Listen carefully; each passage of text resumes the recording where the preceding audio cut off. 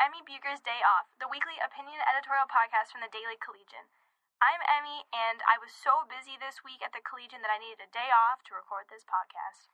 My name is Nick Souza. I am the senior producer here at the Daily Collegian for the op-ed section. I'm also typically your moderator for this show, but we actually don't have a guest this time around. We have a very special issue of this podcast, so to speak, and we're going to go back to Emmi to tell you all about what this issue is about. So this segment for this episode is called The Laundry List. So pretty much what we're going to do is we're going to go through really hot topics right now and current events, spend a little bit of time on each one, and then quickly move on to the next. So we can get through a bunch of different topics because a lot's been going on. So our first topic is going to be Michael Flynn, who was the former foreign policy advisor for Donald Trump, who may or may not be testifying in the Russian probe. So, Nick, what do you think about this? I find it very ironic that the guy that once upon a time said anybody who asks for immunity is probably guilty, and now he's asking for immunity on this subject. I'm very curious as to what this means going forward for this Russian allegation and just how close this investigation is to actually sort of culminating in damning information on Trump and his whole administration. What do you see when you look at something like this? I think it's a little too early to tell because the Senate or the House said that it was too early to be able to tell him if they could grant him immunity or not. So that makes it a little bit interesting about what other information do they have? Do they really have a case? Do they have a great case? It's really a lot of questioning at this point, and it makes me a little bit nervous because I don't want to get all hyped up for nothing. Well, you are the resident pre-law student, yes. So I definitely understand this more than I would, but at the same time, would it be worth it to grant Flynn immunity, or is that more hinged on what it exactly is that they have for this case? So I'm not as well versed in how immunity works in this case. Well, I know that immunity is, they wouldn't charge him with anything. So either, I think it would depend on how much information they have from him, if it would be worth it to prosecute him, if they don't have enough information on him to prosecute him, or if they feel that he's a better tool if they give him immunity. So it's a lot of just kind of the thinking of the House at this point, and about how much evidence the FBI has against him, which would kind of determine if they're going to give him immunity or not. So how excited do you think those of us on the other side of the fence who are anti-Trump, like how excited should we be at this point in time? If we're among the people that are hoping that this can actually sort of bring down an administration that we definitely don't agree with, like where would that put us? We've had all these scandals so far, and some of them, have ended in people having to resign, like Flynn. Sure. We've seen calls for Ivanka Trump to become a federal employee, which is going to happen now because of the ethics that are coming into question.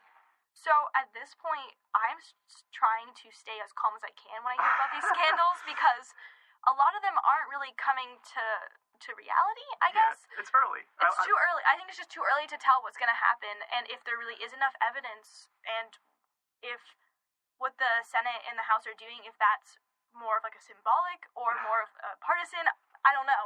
We don't have any of the information. It's amazing to think about, and it's probably a good reminder for everybody both of us and anybody who's listening to this. Trump has only been in office for a little over 2 months. These investigations are probably going to take a little bit more time because I can't remember the exact date that they started this investigation.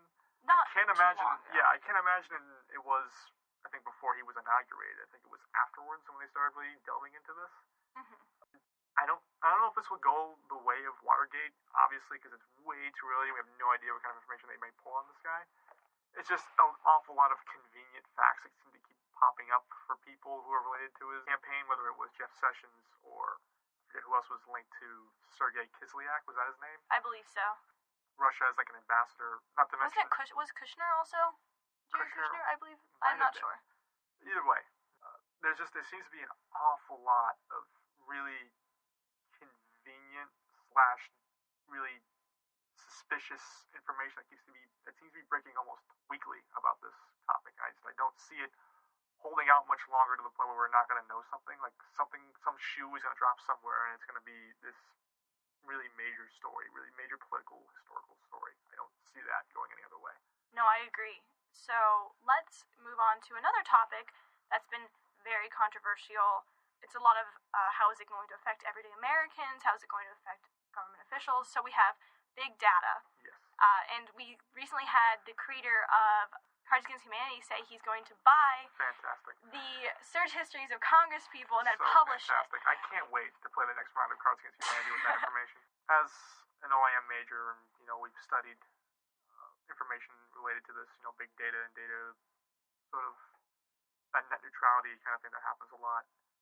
This topic comes up actually in a journalism class that I've taken as well. We talked about media and how different forms of media have affected the way our society works. And there's a book actually by a writer named Victor Meyer-Schonberger. He was writing a book called Delete where he talked about the internet's inability to forget. Now, this particular story relates very strongly to this because it's basically giving people or giving companies who collect data on people search history, I believe is what it was, right? Mm-hmm. I believe so. And being able to sell it to companies, advertising companies, to sort of better target you as a consumer, which I'm sure scares a lot of people because it's like the idea that somebody can collect all this information on you, store it forever, and then sell it to whoever they want. Not too long ago, I think it was the year 2007, the Department of Justice actually came to a company, Google, which is another major search engine giant that we use here in the United States, who up to that point had saved all the user information they had ever gotten. And the Department of Justice wanted access to that information to sort of help them. Google was kind of in this awkward position where they didn't want to, I guess, seem uncooperative with the federal government, obviously, but at the same time, you have this entire sort of pool of customers and users that you depend solely on to maintain a business. And once you lose trust of those users, then you have nothing. Google would collapse on itself. So right. They fought the Department of Justice, and they started announcing that they would cut user information or dump data on users after 18 months, let's say. And then Microsoft and Ask.com, other companies that have search engines, they announced, okay, we're going to cut it after 9 months. Then Google said, okay, we're going to do it after 9 months. And then Ask.com in 2007 came out with what we know today as the delete search history button that everybody uses now, which is pretty awesome that it came up around that time. Now every major search engine uses that. It's interesting for me now to see how private companies will respond to this latest stuff, if they might have to come out and say, okay, we're going to go even further on this sort of data storage and this user information. We're going to go even further about cutting this stuff. So I don't know. It'll be an interesting sort of next step in what we think about internet and net neutrality. Yeah. Sorry, I think I kind of took all the air out. No, that's okay. No, I think that was great. I don't really have anything intellectual to add to that, so I think we'll just move on to the next topic. All right. So I recently wrote an article, self-plug, about the Equal Rights Amendment. And so that pretty quick story about the Equal Rights Amendment. It was originally proposed in the 70s, and it was ultimately defeated in the 80s because it wasn't ratified by enough states. So it was approved by the Senate and the House. And in order to be ratified, an amendment has to be ratified by 38 states. So this amendment failed because it only got to 35. And on March 22nd, Nevada became the 36th state to ratify it. And it was the first state in 40 years to ratify. So I think it's really interesting to see that we see this wave of women's rights, we see this wave of asking for gender equality, and we see it actually starting to have results. And we see all these sports teams with female equality. I know that you wanted to talk about, Nick, a little bit about what Bill O'Reilly said to Maxine Waters, because we're also seeing some issues of pushback against women. Well, what Bill O'Reilly commented on about the James Brown wig, I think is what he called it, that she was wearing, that I guess that's also can be seen as a gender equality thing. It's also a racial thing, obviously, and Fox and Friends has definitely had their fair share of scandals and sort of inappropriate comments in regards to this. I don't know, I find sort of conservative media outlets, I won't call it a news organization because I don't think shows like the Bill O'Reilly Factor is a news show. I know they call it that, but in reality it's a walking, talking op-ed section. It's not really a news section. Right. It doesn't really do enough for me when O'Reilly comes on and apologizes about stuff like that, but then proceeds to attack everything else that she stood for. It's not so much the comment that he made that would upset someone like me, it's mostly what it represents. It kind of reflects the way he thinks and the way a lot of other people might think about people like her. And that's the real tragedy behind a comment like that. It has nothing to do with O'Reilly's actual words. Apology is just not enough for something like that. Right. That's what you're... I think so too, and I think there's a lot of those sexist and racist barriers, especially for women. I mean, we were talking about this earlier, so the Final Four for the men's teams and the women's teams is happening this weekend. Absolutely. And for the women's, only 40% of head coaches of college women's teams are women, 40%. And that is down from 90% in 1972 with the passage of Title IX. So we're seeing this decrease in the amount of women coaches, which is really weird because Title IX is supposed to increase that amount of women. And we see that very, very, very little female coaches coach men. Mm-hmm. We see a huge percentage of college athletic directors, college coaches of being men. Mm-hmm. We saw UMass's female coach being replaced by a man. We see this happening. What are we going to do to stop it, and how do you right that wrong? Well, in terms of stopping, I think a big part of that could be conferences like what we're having on campus at the ILC, the Women's and Sports Journalism Conference. It's a cultural change that we need to go through, and it's just something that people need to sort of get used to seeing and get used to thinking that it's normal. Like, females in sports, they do exist. They can coach, they can write about it, they can do all the things that men do. That's just a step that we need to change sort of as a nation psychologically. And we'll go on to one more topic, healthcare. Yay. So we just saw the withdrawal of the American Health Care Act, and which would have repealed Obamacare, replaced Obamacare, sorry. And we saw that it just was not able to garner support from the Republican Party when they hold majorities in both the House and the Senate. It's really interesting to see how they tried to push this along much more quickly than Obamacare. Obamacare took over a year to be passed.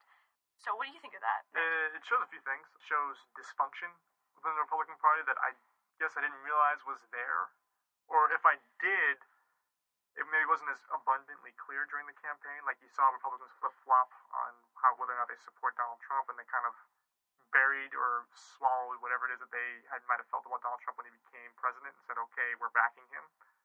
But now with this sort of bill, it's not just the president that they seem to be disagreeing on. It's a lot of things they seem to be disagreeing on. You have moderates who are saying we don't want to cut everything, and you have people who are very conservative. I think it was the Freedom Caucus who says cut everything. We don't want any more welfare or anything like that. And then you have this impossible task as a majority leader like Paul Ryan. You got to figure out how do you juggle all of these things, and it becomes really, really difficult. And I think the Republican Party is going to go through a much tougher time in these next 4 years than they might have expected. Yeah, I think so, and I think it also draws on how important it is to get these caucuses. So, like Paul Ryan, when he became Speaker, there was a lot of talk that the Freedom Caucus was going to prevent him from becoming Speaker. And then we see that the Freedom Caucus is one of the was one of the major players in this issue that they couldn't agree. I just think it's really interesting how there are a lot of fractures in the party. It happens in the Democratic Party, it's happening in the Republican Party, but this is like center stage. Usually you see a lot of this stuff, going through very quickly, but then you also see sometimes you have a president in one party and a completely different House and Senate, and they get so much more done. And it's just really, really down to those different groups and caucuses that are really challenging these huge bills. They really need to find a way to unify themselves on something at this point, because I feel like, given what is surrounding Trump's presidency right now, his failures to get those travel bans that he coveted so much during the campaign, they keep getting blocked. This healthcare bill has now failed. Republicans got everything they ever wanted for the past 7 years, and now they can't really do anything with it. And it's a very bad look on their party's leadership if they can't actually get this stuff together. Yeah, I don't know. I don't want to predict any kind of fracture in this political party, because I have no idea where people stand on most of this stuff. If, like, moderates and extreme conservatives might split again and create a third party or whatever. I don't know where this is going to go. All I know is that Republicans, it's almost like a gift and a curse. It seems like they have all this control, but then not know how to handle it or deal with it or do anything with it. It seems to me like they've got a massive identity crisis on their hands and trying to figure out who they really are as a party and what they stand for. Yeah, I feel like this whole laundry list of topics we've gone through are a lot of, like, we have to kind of wait and see how it's going to play out. We're, like, this really weird spot in, like, U.S. politics and, like, just really in general about, like, U.S. life, where we're at, like, this crossroads, I feel, of what's going to happen next. And we're just, like, not really sure because, like, what could happen could, change, like you were saying earlier, like, change the course of history. It's a transitional time that we're in right now. Yeah, definitely. And it's something I've never experienced before. I don't know if you've ever experienced. I don't think I have. Well, I'm just as old as you are. Okay, you're only a little bit older. But, so this has been the laundry list from Emmi Beuger's Day Off. Thank you for listening, and we hope you enjoyed our list of topics today. Yeah, hopefully you did enjoy our podcast, and hopefully you enjoyed The Morning Wood, which actually came out this week. So please pick up a copy of that. It's definitely worth a few laughs.